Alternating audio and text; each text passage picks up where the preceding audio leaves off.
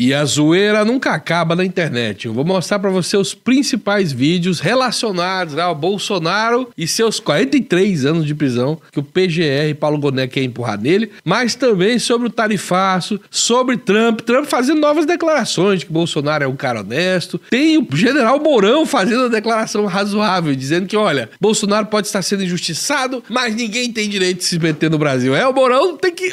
Até o relógio errado, quebrado, bate mais ou menos certo de vez em quando, né? Muitos e muitos vídeos zombando o Bolsonaro, tudo nessa edição e tudo que você tem que fazer. É só dar o like, se inscrever e compartilhar o vídeo nas suas redes sociais. Meu nome é Rony Telles e aqui nesse canal e em todas as nossas redes, em outras plataformas, todos os dias tem vídeos para você compartilhar no seu grupo de WhatsApp. Então faça parte dessa comunidade. Tem mais vídeo, Rony? Tem. Aqui mais pro lado sério e mais informacional. Acredite você ou não, a Câmara do Comércio dos Estados Unidos, assim, um grupo lá, o grupo do WhatsApp dos maiores empresários industriais norte-americanos, com a Câmara Brasileira norte-americana, ou seja, dos que vieram para cá, norte-americanos, todos os empresários norte-americanos lá e aqui do Brasil se juntaram e emitiram uma nota pedindo que o Trump converse com o Brasil, que não quer essa treta aí não é interessante para ninguém. Falei para vocês, eu não acredito que essa taxa vá prosperar, tá? Me desculpa aí, posso pagar com a língua depois, mas vamos escutar aqui. A Câmara do Comércio dos Estados Unidos, a maior Câmara de Comércio do mundo, exarou uma nota conjunta com a AmCham, que é a Câmara Americana no Brasil. Então é uma nota que sai de Washington e de Brasília. A Câmara do Comércio dos Estados Unidos e a Câmara do Comércio Americana no Brasil, ou seja, que representa empresas americanas aqui dentro, emitiram a seguinte declaração após o anúncio do presidente Donald Trump de uma proposta de tarifa, porque começaria a vigorar a partir de 1º de agosto, né, de 50% para o Brasil. Segue. A Câmara de Comércio dos Estados Unidos e a AmCham Brasil instam os governos americano e brasileiro a se engajarem nas negociações de mais alto nível para evitar a implementação de tarifas prejudiciais.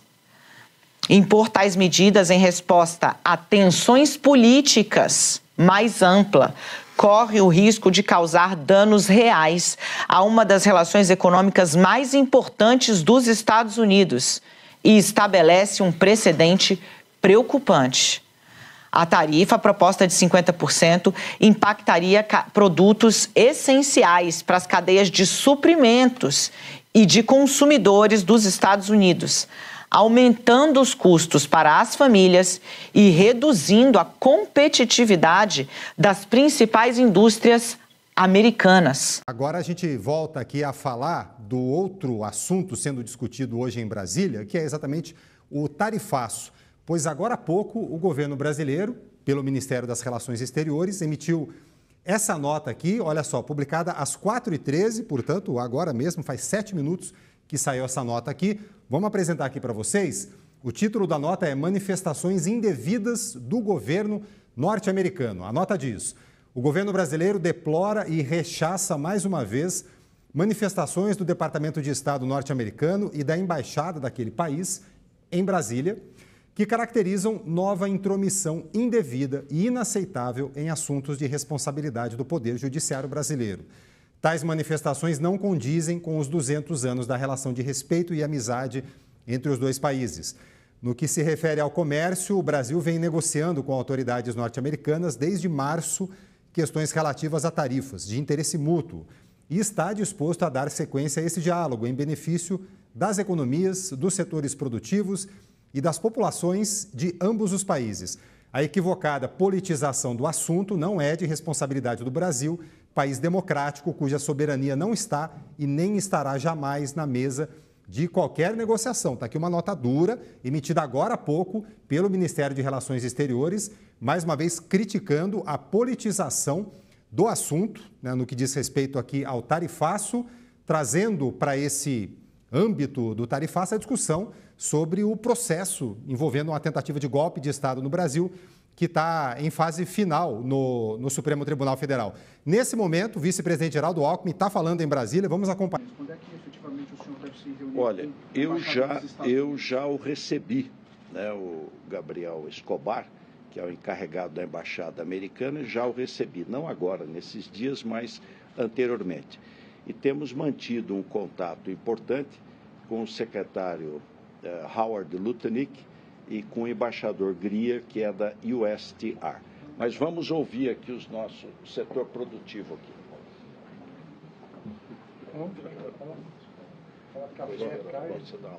Bom, boa tarde a todos. Roberto Feroza, presidente da ABIEC, associação responsável por 98% da exportação de carne bovina brasileira.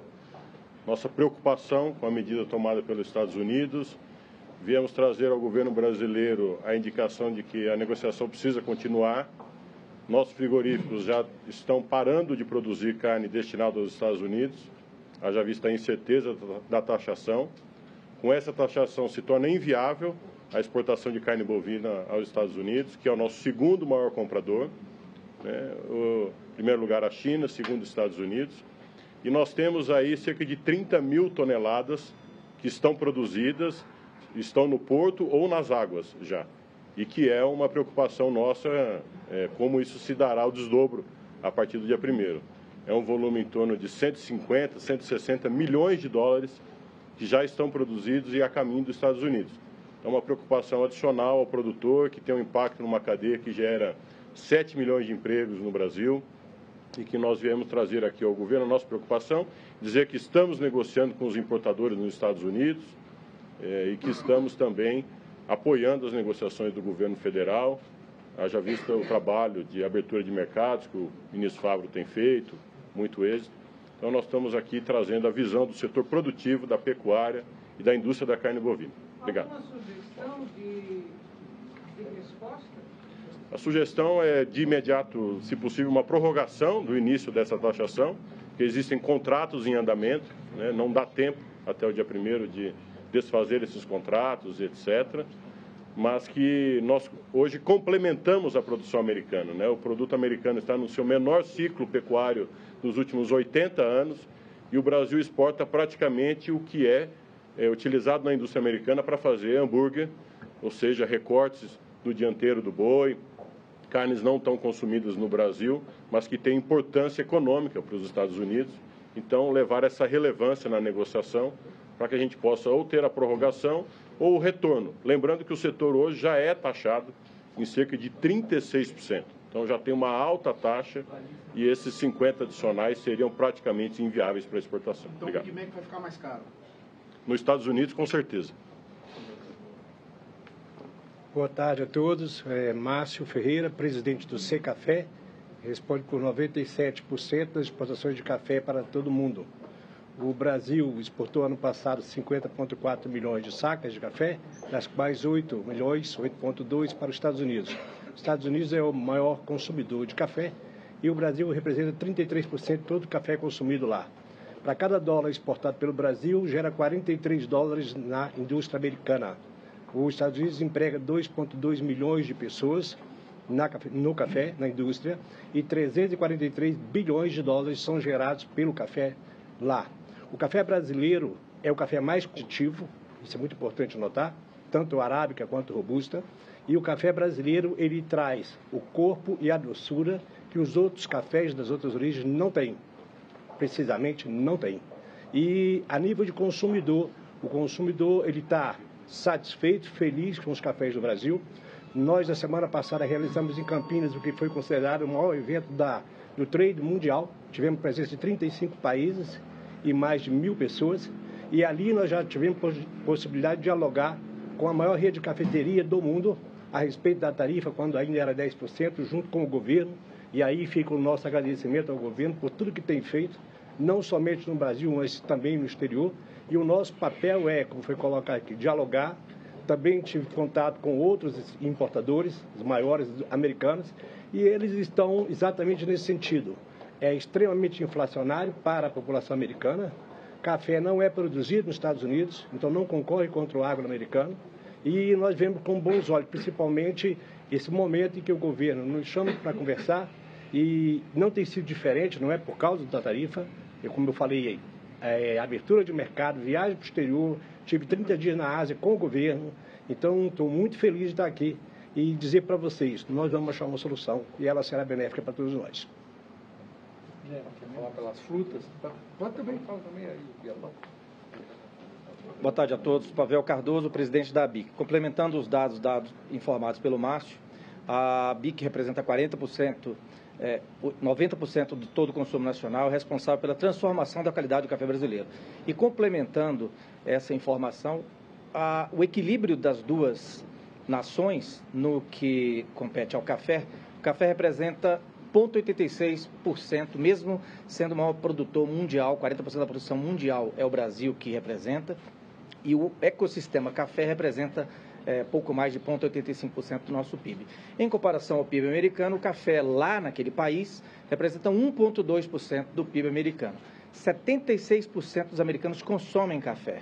E a experiência que a indústria nacional, em complementando com a indústria americana, que por lá também negocia esse equilíbrio da relação comercial Brasil-Estados Unidos, há todo um sentimento do setor de que isso seja resolvido. Nossos sonoros, pronunciados parabéns ao vice-presidente Geraldo Alckmin, ao ministro Fávaro e aos ministros que fizeram parte dessa composição e todos os pares que aqui sonoramente deram sua voz de que o ambiente é de negociação, de urgência e de curto prazo para a solução imediata e a manutenção das boas relações comerciais que o Brasil tem com o país americano há mais de 200 anos.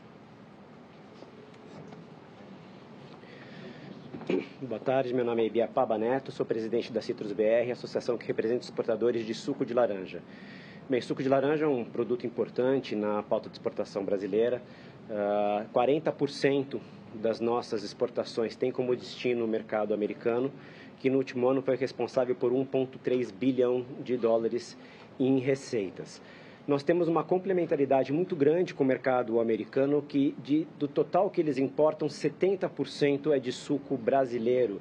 Então, nós temos ali uma ligação muito forte, uma interdependência com as empresas americanas, que certamente estão bastante preocupadas, também cientes e atuantes nesse assunto. Extremamente importante a reunião de hoje com o governo.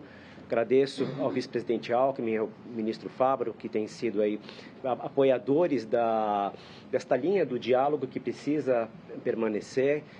Ainda tem tempo para negociação, manter o pragmatismo e a gente tem confiança que a gente vai conseguir alcançar um bom resultado. O setor está bastante preocupado com isso, a safra está bem no começo, a safra começou praticamente no mês passado, em junho, vai até mais ou menos dezembro, janeiro, e a gente tem uma safra inteira para ser colhida, sem saber se o segundo mercado vai estar disponível ou não, porque a tarifa de 50% associada aos 415 dólares por tonelada que o setor já paga, inclusive a mais do que seus principais concorrentes, certamente inviabiliza. Então é isso, diálogo, negociação e pragmatismo. Obrigado. Eu sou Guilherme Coelho, presidente da Abrafrutas, Associação Brasileira dos Produtores e Exportadores de Frutas. Nós temos hoje cerca de 2,5 milhões de hectares de frutas e 5 milhões de empregos. Mas neste momento, o que mais nos afeta é a safra da manga para os Estados Unidos. São 2 meses e meio, onde o Vale do São Francisco, que produz 90% de toda a manga do Brasil, está em pânico. Por quê? Nós não sabemos o que fazer. Essa safra significa 2.500 containers de manga para os Estados Unidos. Essa safra foi planejada já há 6 meses, como todo ano fazemos. Está todo organizado em termos de embalagem. Isso engloba todos, os grandes, os pequenos, os médios produtores de manga.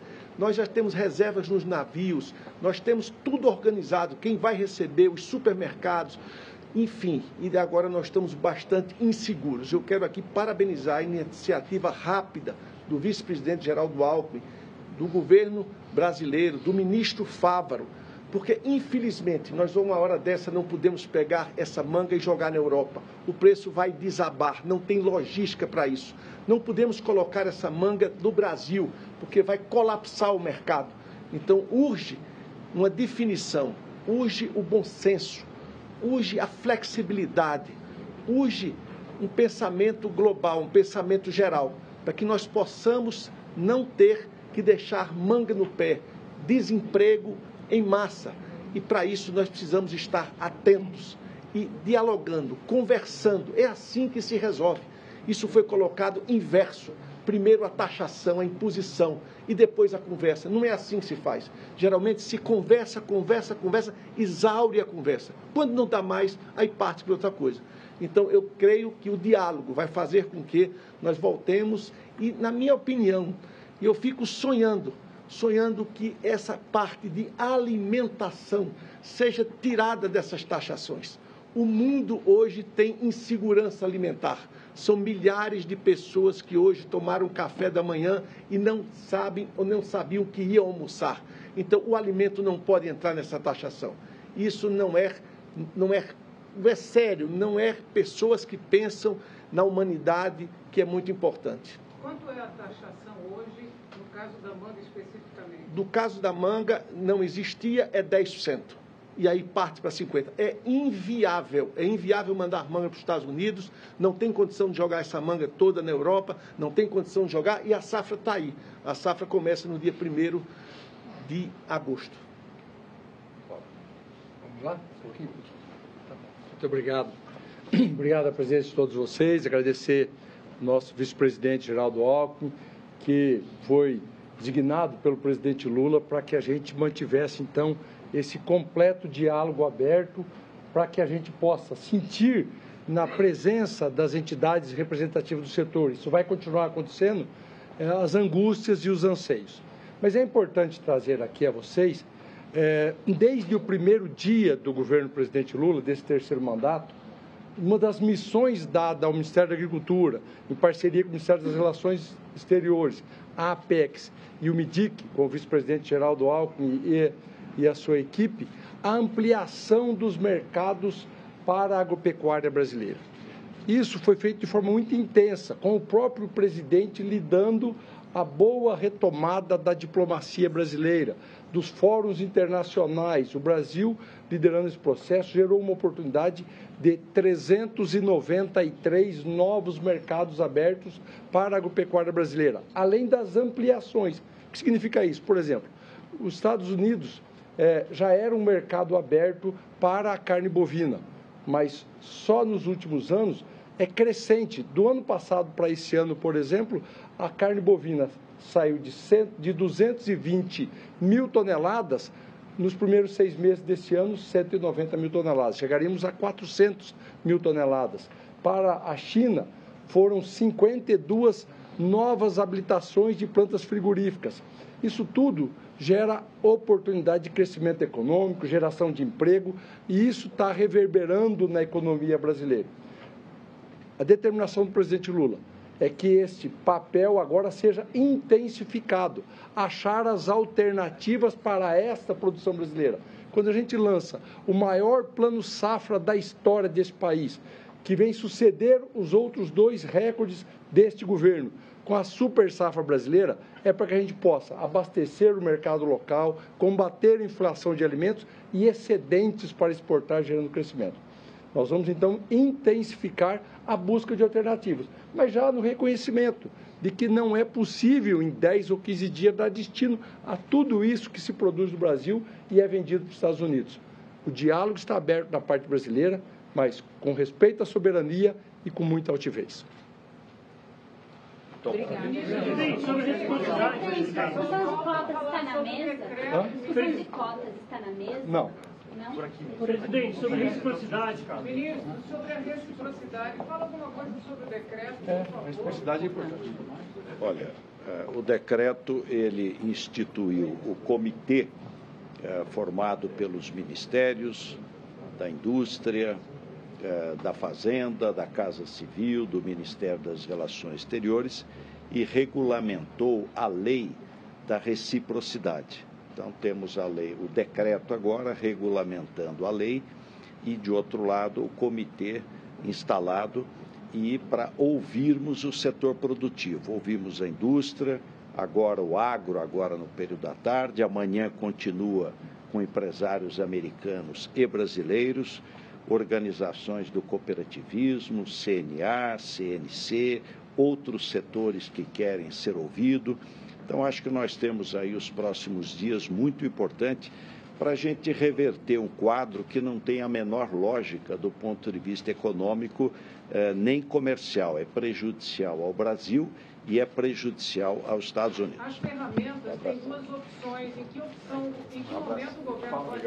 A aprovação de Lula cresce após o tarifaço de Bolsonaro e empata com desaprovação depois de muito tempo, né, em defasagem. Esse vídeo escancara as idiosincrasias de Bolsonaro, o cinismo dele. É super interessante para quem está chegando agora no debate. Dá uma olhada. Eu tento me controlar, tenho melhorado bastante, acredito se quiser, tenho melhorado bastante o meu vocabulário.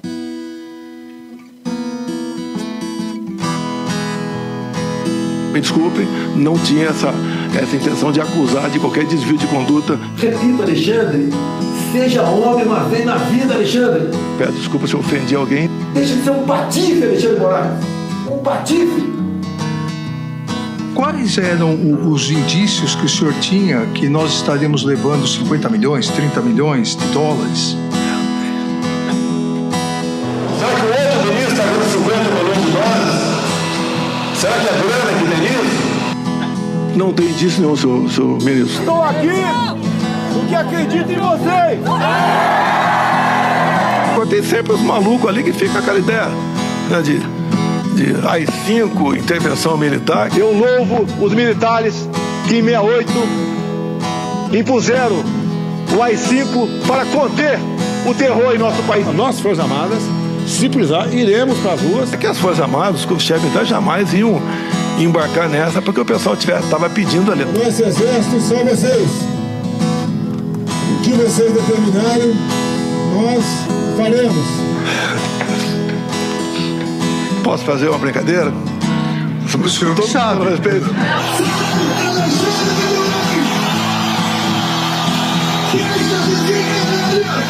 Bota a tua toga e fica aí, sem encher o saco dos outros. Eu gostaria de convidá-la para ser meu vice em 26. É isso aí. Eu declino novamente. Meu ministro, desculpa aqui. Muito bem, esse aqui foi montado pela revista Piauí. Bela retrospectiva do Bolsonaro. Tem mais um aqui? Eu estava obcecada. Passava 80% do meu tempo falando defende meu pai é inocente. Outros 20% torcia para que alguém falasse ô Trump, sabe? Fala que você não vai taxar se meu pai não for preso. Muito bom, muito bom.